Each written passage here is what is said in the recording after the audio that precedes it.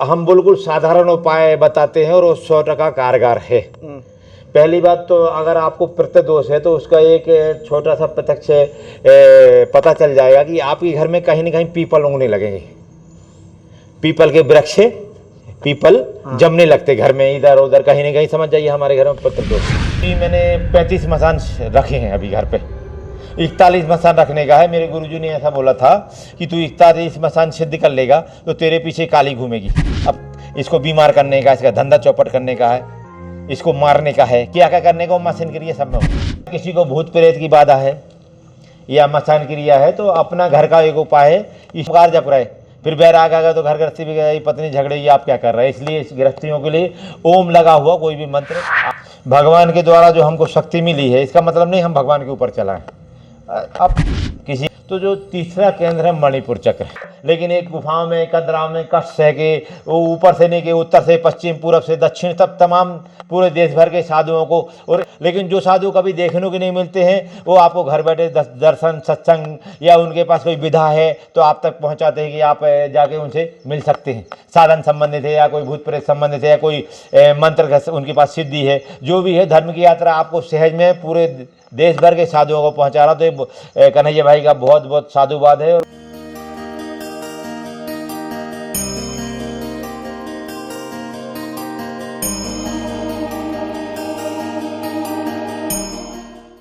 राधे राधे, हर हर महादेव, जय गुरुदेव। साथियों, जैसे कि बहुत सारे संतों के सवाल थे, बहुत सारे भक्तों के सवाल थे, आज मैं संतों के सवाल नहीं लूँगा, ओनली फॉर गृहस्थियों के सवाल लूँगा।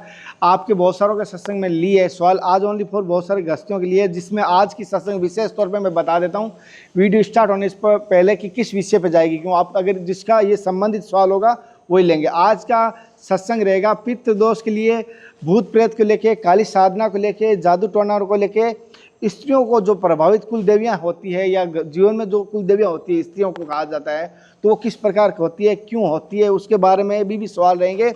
तो पहले गुरुजी से प्रणाम करते हैं। अगर इनमें से किसी का मन का सवाल हो तो ये सत्संग आपके समझ लो आपके काम की है। अगर आप दूसरे संबंधित चाहते हो भगवत प्राप्ति के लिए, इसमें कोई भी सवाल मैं नहीं ले रहा हूँ, पहले बता देता हूँ। गुरुजी मेरी तरफ से, समस्त भक्तों की तरफ से आपके चरणों में ओम नमः शिवाय, नमः शिवाय। गुरुजी जैसे कि बहुत सारे साधकों के सवाल ये आज की सत्संग पूरी गृहस्थियों को लेके की है, क्योंकि जीवन में बहुत सारे लोग परेशान हैं और किसी का दुख देखता हूँ ना सोचता हूँ भाई ये दुख क्यों है। तो आज मैं सबसे पहले पितृदोष को लेकर संबंधित कुछ सवाल करूँगा। पितृदोष होते क्या है, ये किस प्रकार, किस स्वरूप में होते हैं, जीवन में क्या प्रभाव डालते हैं? देखिए, पितृ तो समझते ही हैं हमारे पुरखे लोग, हमारे दादे परदादे पिताजी, इनको पितृ बोलते हैं। तो जब इनके कुछ कर्म रहते हैं लेकिन हमने उन्हें शरीर छोड़ा जैसे है, तो हमने अगर विधिवत संस्कार नहीं किया, उनका श्राद्ध है, अंतिम संस्कार या भागवत कथा कराना पड़ता है, गरुड़ पुराण पढ़ना पड़ता है, तमाम चीज़ें अगर हमने गई तो इसका हमको पितृदोष लगता है। अच्छा, मतलब हम उनके ऋण नहीं चुका रहे, हम उनने हमको पाला पोसा सब कुछ किया, लेकिन हम उनके लिए सदगति के लिए कुछ उपाय नहीं कर रहे। श्राद्ध संबंधित है या जो मासिक श्राद्ध भी होती है, वार्षिक श्राद्ध होती है, 6 महीने बाद श्राद्ध भी होती है, अगर हम ये चीज़ें नहीं कर रहे तो उनका हमको दोष लगता है। गुरुजी जैसे आपने कहा दोष लग गया, लेकिन अब पितरों की शांति के लिए कौन कौन से साधारण से उपाय या आम जीवन में कर सकते हैं?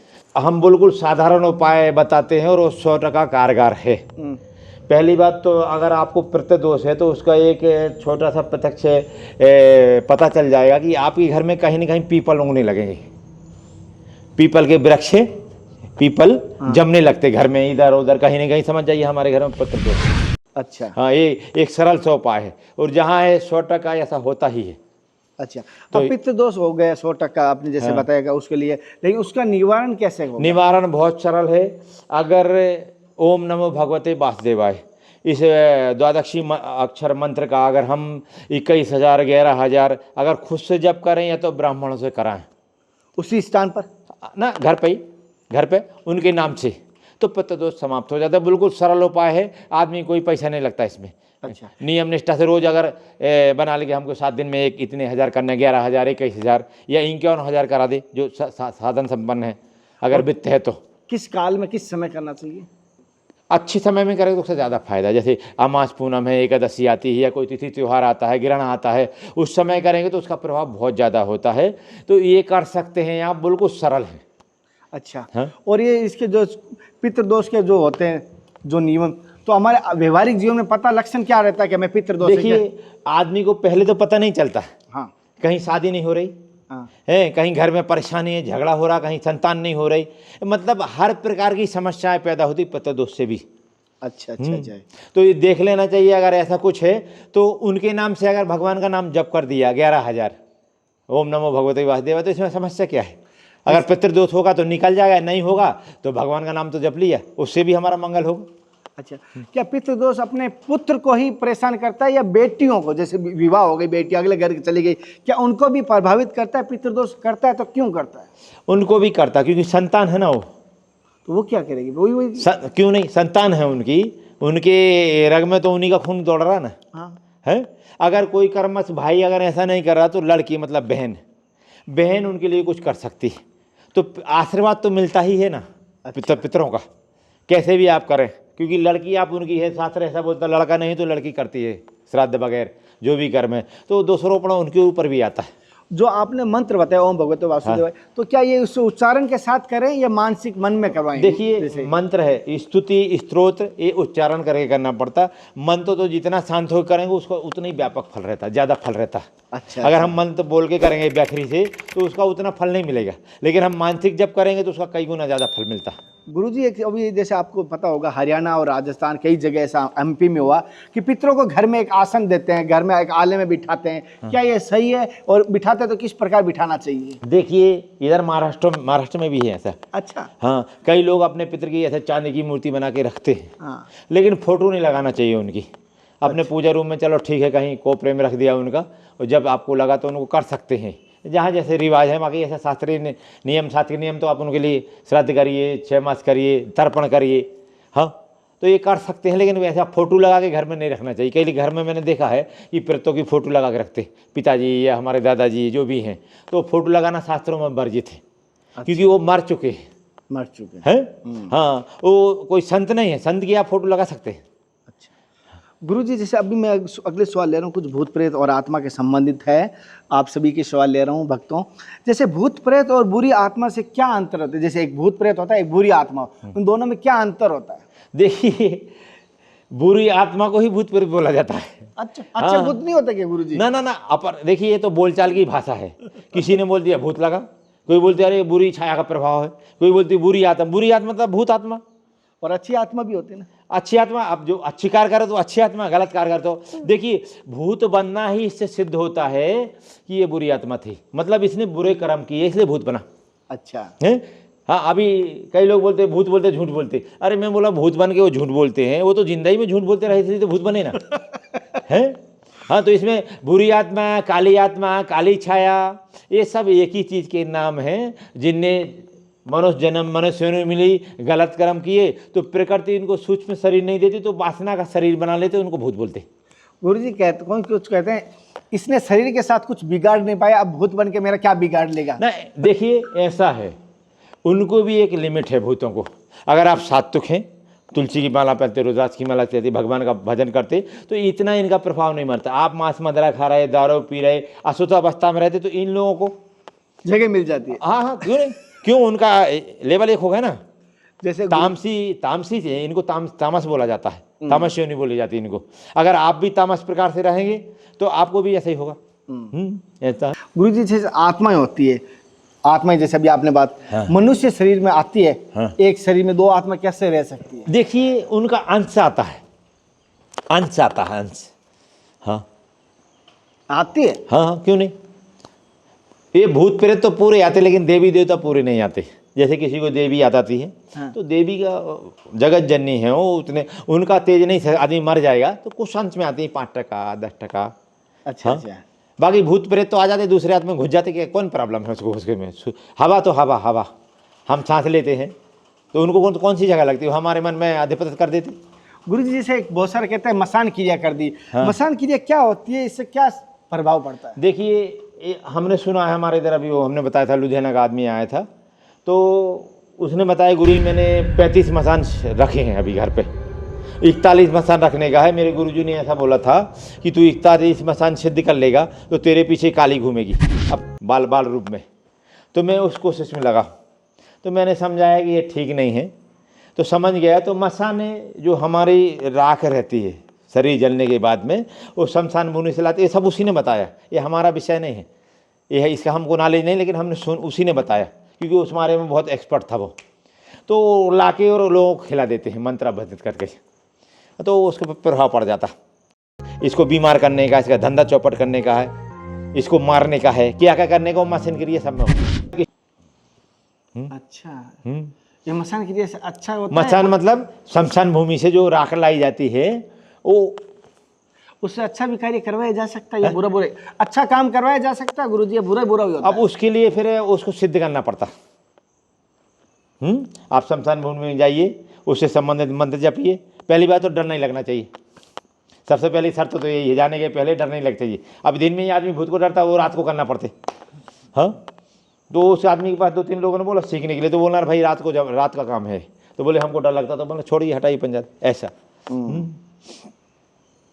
तो इन सब के लिए अभी एक बात और बता देता हूँ दर्शकों के लिए, जो भक्त लोग सुनेंगे, कि अगर किसी को भूत प्रेत की बाधा है या मसान क्रिया है, तो अपना घर का एक उपाय है, सिद्धि कुंज का स्त्रोत सब जानते हैं, दुर्गा सप्तशती में आती हो, उसका पाठ करिए आप, तो उससे निकल जाता, प्रभाव नहीं डाल पाता। कितनी बार, कितना, कैसे करें? अभी देखिए छोटा सा पाठ है, दिन में 11 बार भी कर सकते हैं, 11 बार करने में आधा घंटा भी नहीं लगेगा। और सुबह शाम दोपहर, हाँ, तीनों टाइम करके। आप संकल्प ले लिए हमको 108 बार करने का, तो फिर उस संकल्प में कैसा है, सुबह दोपहर शाम तीनों टाइम बांट के करना पड़ता, तो उसका प्रभाव ज़्यादा आता। अच्छा, हाँ, ऐसा है। और तो किसी घर में, हाँ, आपको लगता है कि हमारे घर में कुछ है या किसी को है, तो आप सिद्धि कुंज का स्त्रोत का पाठ कर सकते हैं। उच्चारण के साथ करें, मानसिक उच्चारण के साथ, स्त्रोत है।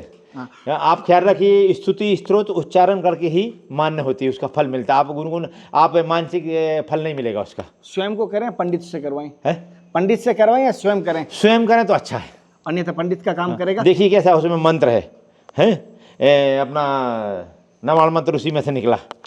हाँ, तो अगर स्वयं जपेंगे तो अच्छा है, उसका आंदोलन आता। हाँ, अगर सामने वाला ज़्यादा ही वो है, तो हम उसको सामने बैठा के, या तो पढ़ते पढ़ते जल में देख के उसको जल पिला सकते, घर में जल छिड़क सकते।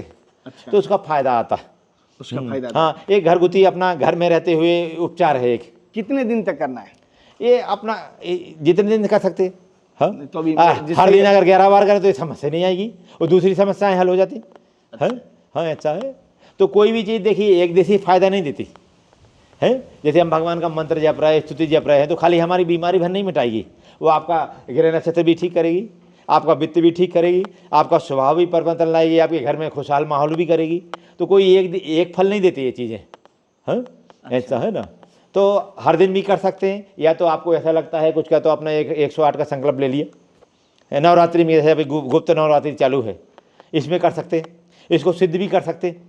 कितने दिन में हो जाता है सिद्ध ये? अब ये अपने ऊपर है, भाव कैसा है, एकाग्रता कैसी है, कितनी बार करने से ये सिद्ध हो जाता है? ये देखिए कैसा है, अगर 1108 बार करें तो सिद्ध हो जाता। अच्छा, ये नवरात्रि के सीजन में 9 दिन के अंदर। हाँ हाँ, जैसे विधिवत देवी की मूर्ति की स्थापना करके, घट स्थापना करके, और विधि विधान पूजा करके, फिर उसका अगर हर दिन 9 दिन में करें, हाँ, तो सिद्ध होती। फिर गुरुजी, जैसे किसी व्यक्ति पर अगर काला जादू किया हुआ है, जादू टोना किया हुआ है, कैसे पता चलता है इसके ऊपर जादू टोना है या मानसिक बीमारी? क्यों आदि से मानसिक बीमारी होती है। ये बात बिल्कुल सही है कि कई लोगों को भूत लगा रहता है, लेकिन आदमी पहचानता नहीं। अपने आश्रम में जो बगीचा संभालता है, उसको भूत था, तो भूत निकालने वाले आए जो गुजरात से आते थे, वो उनके सामने आए, तो उसने बता दिया इसको भूत लगा। तो भूत को बुलाया, तो बोले क्यों? तो बोले हमारा पिछले जन्म में लड़का था, इसने मेरी बहुत सेवा की, इसलिए मैं अभी इसके खपड़िया में बैठा रहता हूँ, और इसलिए मैं आश्रम लाता हूँ। तो बात सही है, उसका भूत निकाला जब से बहुत कम आता न, पहले तो कभी भी आता रहता था।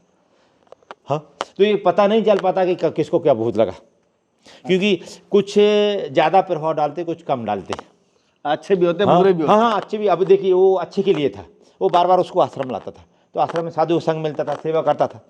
लेकिन वास्तव में जब से वो भूत निकाला, जब से वो बहुत कम आता। पहले तो हफ्ते में 2-3 दिन आता था, अभी 15 दिन, महीना भर में बुलाओ तो आता नहीं था, आता ही नहीं। तो मेरे को ऐसा हुआ कि अच्छा ही था वो भूत लगा था, कम से कम बेचारे का मंगल तो होता था।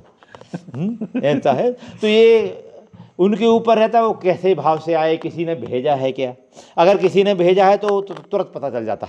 और काले जादू से कैसे बचा जा सकता है, ये भी बता दीजिए। ये बताया हमने, कोई आप भगवान का नाम जप करिए, समझिए, साधुओं का शंकर ये सिद्ध कुंज का स्रोत है, या ये भगवान शिव की स्तुतियाँ हैं, ये जपिए तो इससे हमारा बचत होती है।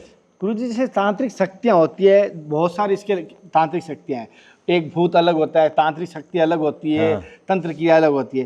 तांत्रिक शक्तियों का क्या दुष्परिणाम रहता है, किस पता पहचाना जाए इसके ऊपर तांत्रिक शक्ति की है? देखिए मैंने बताया ना अभी, अगर कोई हमारे ऊपर तांत्रिक क्रिया करता, किस भाव से करता वो तुरंत पता चलने लगता। जैसे तांत्रिक क्रिया करके ये बीमार होकर मर जाए, तो फिर आदमी बीमार रहे, डॉक्टर के पास जाएगा तो भी नहीं सुधरेगा, कोई बीमारी निकलते नहीं क्या बीमारी। अच्छा। हाँ, उसका व्यवहार बदल जाता। हाँ, व्यवहार बदलता, बुरी आत्माएं तो व्यवहार बदलता।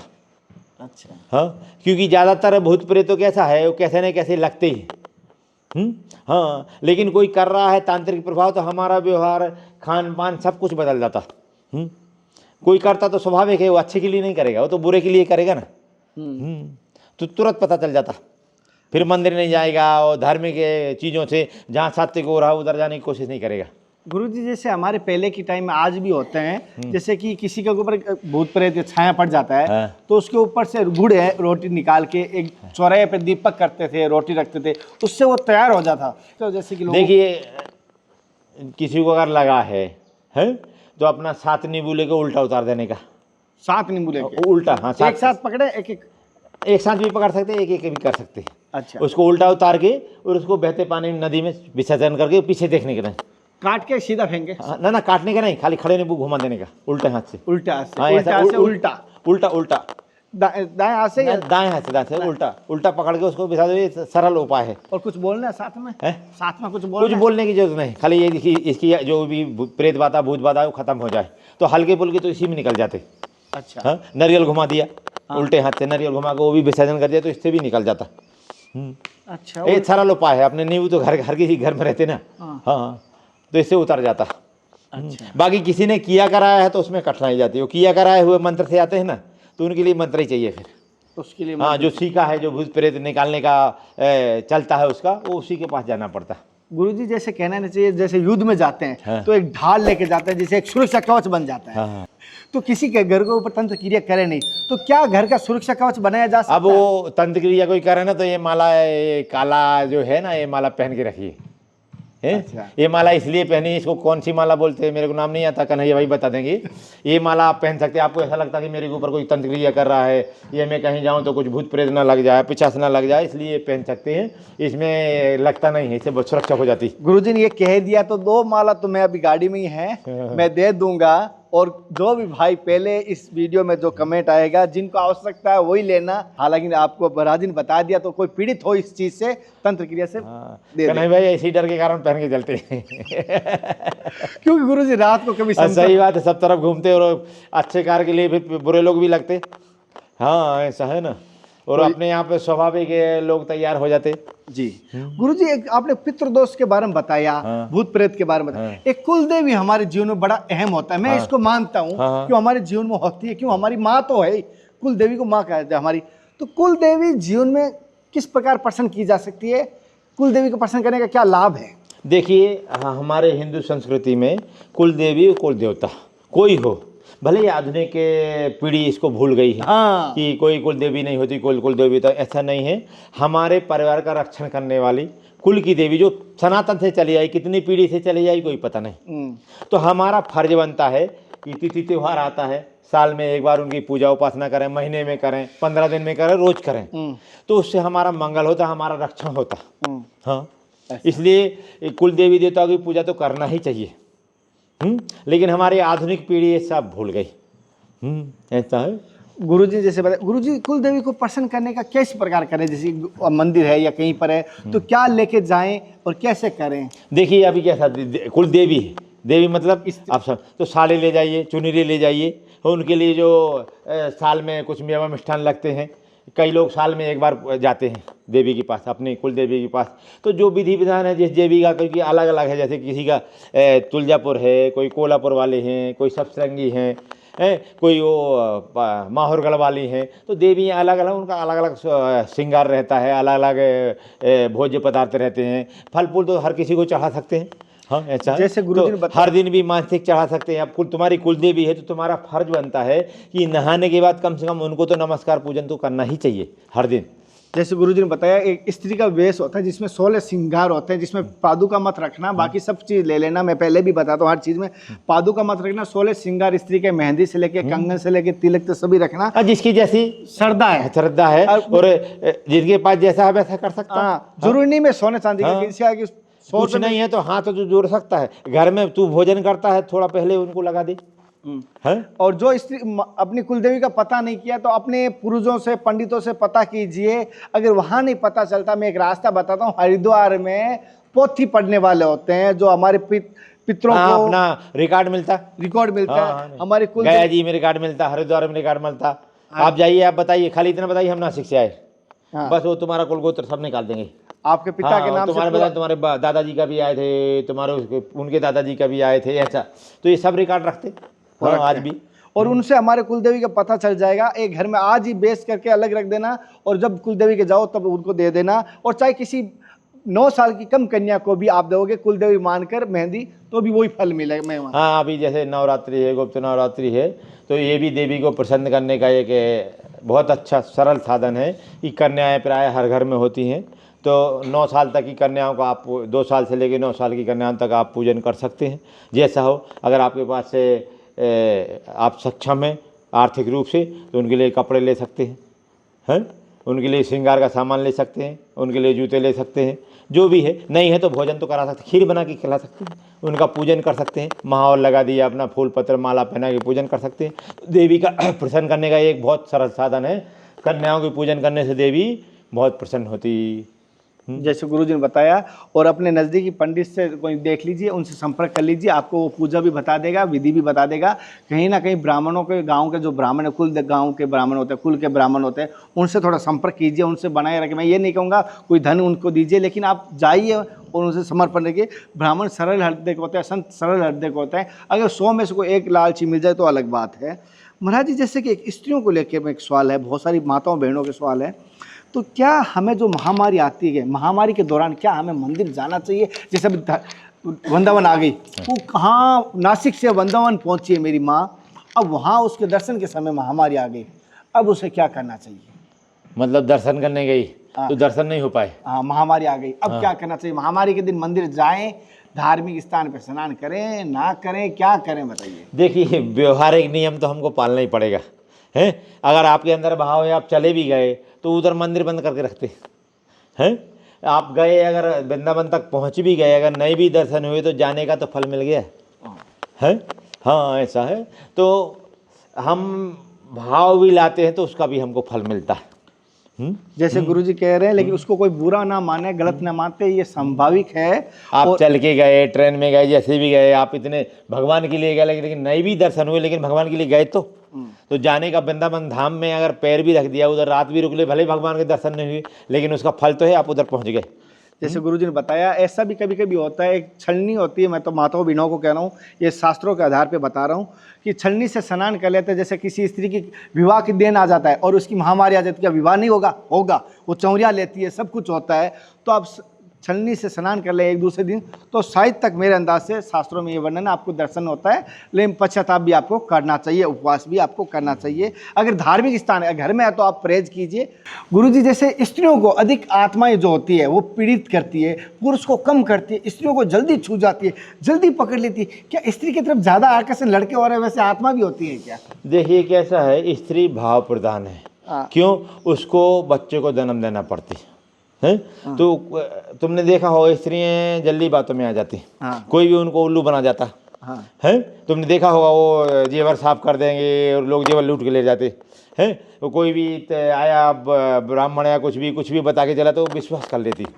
तो ये भाव प्रधानता के कारण ही उनका ऐसा, भगवान ने ऐसी रचना की है, क्योंकि उनको इस जगत को चलाना है। हम तुम आए हैं, उन्हीं की कोख से निकल के आए हैं।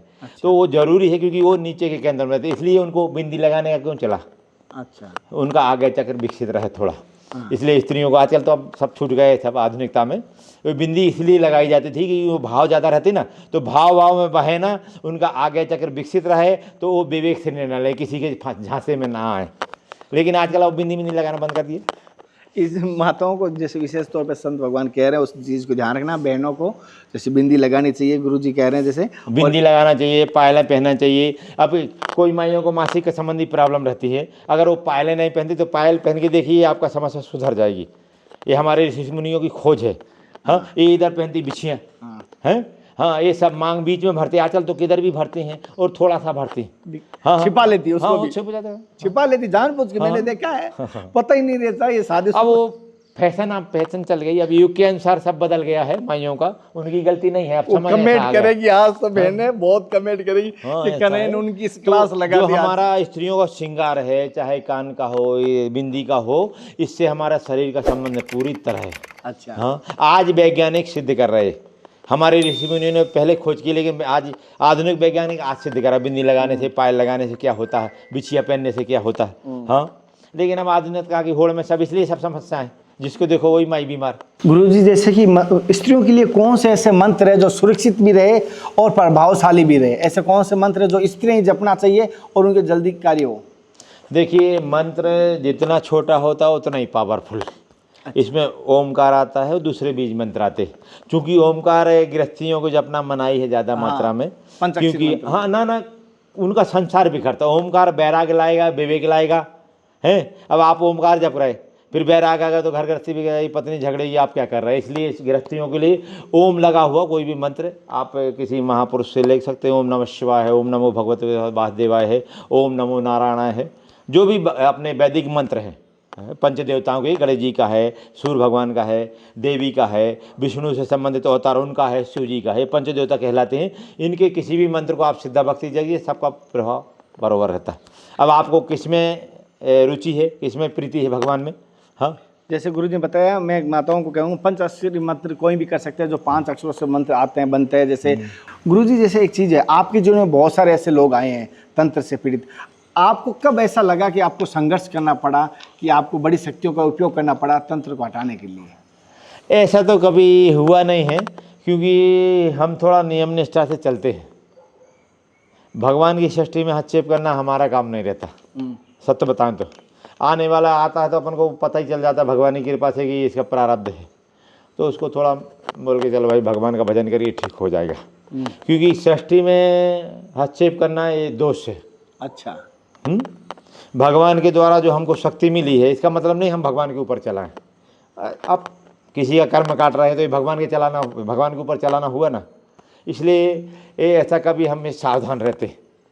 गुरु जी, आपका कोई जीवन का अनुभव बताओ ना, जैसे आपके जीवन का अनुभव बताओ इससे। जैसे आज बहुत सारे कहते हैं, गुरु जी को कोई जीवन का अनुभव बताइए जिससे कि हम उस मानसिक यात्रा में कर सके। अब जीवन का अनुभव तो यही है कि भगवान का भजन सार है और दूसरा कोई सार नहीं। अच्छा, मनुष्य जन्म मिला है भगवान के भजन के लिए। भले ही आप गृहस्थी हैं, कोई आप बिजनेस भी व्यापार कर रहे हैं, फिर भी समय निकाल के भगवान का भजन करिए, इससे बड़ा कोई अनुभव नहीं। दूसरे अनुभव सब आपको माया में ले जाएंगे, बड़ा अनुभव है भगवान का अनुभव। गुरु जी, आपने इतने ग्रंथों का अध्ययन नहीं किया, फिर भी आपको ये ज्ञान कैसे हुआ कि इतने बहुत सारी सांसारिक और लोगों के सवाल बता पाते हो? और आप कहते हो मैंने कोई ग्रंथों को, किताबों को, पोथी को पढ़ा नहीं है, तो ये कैसे संभव हुआ? वो सब अंदर से आता। देखिए, हमारे शरीर में जो चक्र हैं, कुंडली योग वाले जानते हैं 7 चक्र। आजकल तो अब सोशल मीडिया के कारण सब जानने लगे आजकल। तो जो तीसरा केंद्र है मणिपुर चक्र, जब ये विकसित होता है तो अपने आप शास्त्र अंदर से ही निकलते, क्योंकि व्यास जी ने समाधि लगे अंदर से ही पुराण रचे। हाँ, तो आप साधन भजन करेंगे तो आपको भी अंदर से सब आता रहता, सब ज्ञान आता रहता है। बाहर और अंदर जो कुछ भरा है सब एक ही है, यथा पिंडे तथा ब्रह्मांडे। हाँ, आप साधन भजन करिए, सब तरह का ज्ञान आपको आ जाता।